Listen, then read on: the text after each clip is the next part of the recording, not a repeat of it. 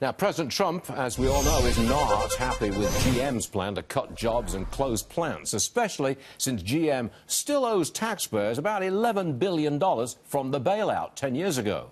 Herman Cain is with us, and he is with the pro-Trump America Fighting Back pack. Let me spell out the way I see it.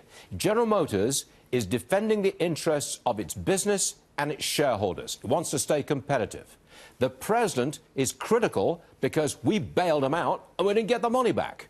I see both sides of this argument. Where do you stand?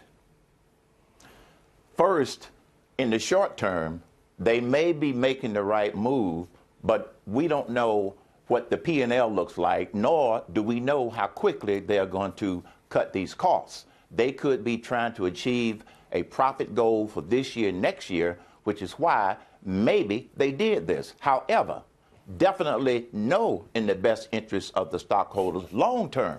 And here's why. We have the best business climate in the world. We have the hottest economy in the world. We also have some of the best, most productive workers in the world. So long term, I don't think this is a good decision. And here is one other factor to consider in this whole scenario. They are not looking at the product itself.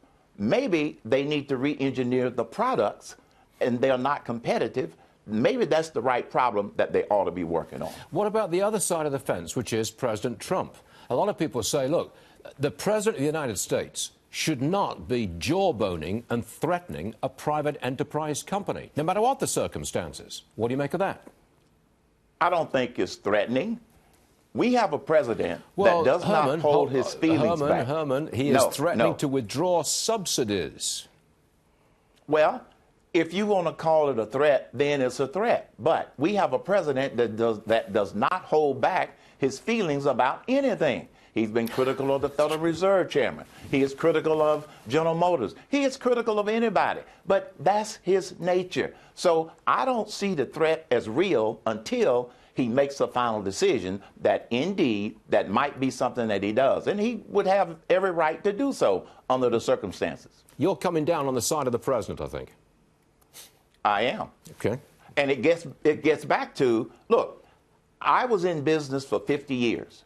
The first thing that I would look at is my product competitive? And if the answer is yes, then I find a way to make my operation more productive. To me, it appears as if it's somewhat of a knee-jerk reaction on the part of General Motors, not to get back at the president, not to throw the tariffs or the money owed in his face. No.